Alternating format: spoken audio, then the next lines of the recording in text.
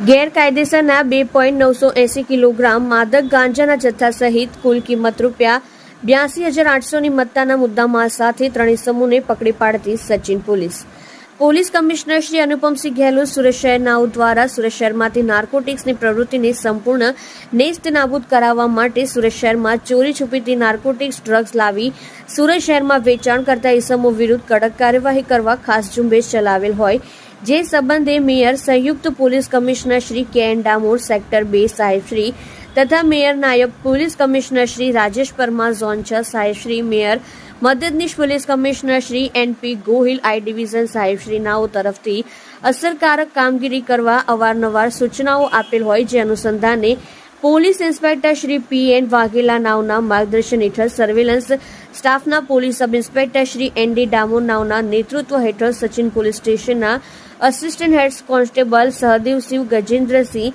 નાઓને મળેલ બાતમી હકીકત આધારે Sachin slum board dream India સ્કૂલની સામે બ્લોક નંબર L 398માં આવેલ રૂમમાંથી આરોપીઓ પાસેથી માદક પદાર્થ ગાંજો, જેનું વજન 2.980 કિલોગ્રામ, જેની કિંમત ₹29,800 સહિત કુલ વિસરાના સાથે પકડી પાડી પ્રશંસનીય કામગીરી કરેલ છે.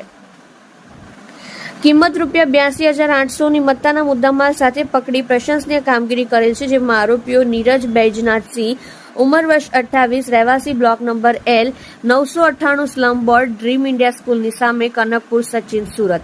વિકાસ રાધેશ્યામ તિવારી, ઉંમર વર્ષ 25, રહેવાસી 213 હરિઓમનગર, બમરોલી રોડ, પાંડેસરા, સુરત શહેર, મૂળ વતન ગામ સરાઈ ભવાની પોસ્ટ, ઉડૈયા, જિલ્લો પ્રયાગરાજ, ઉત્તર પ્રદેશ.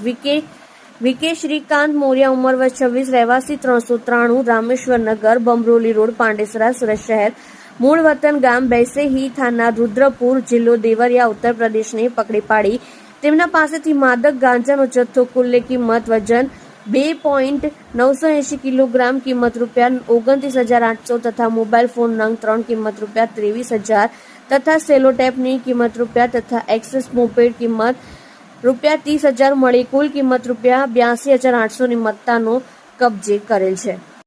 તમે જોઈ રહ્યા છો KP ન્યૂઝ ચેનલ રફીક શેખની સાથે.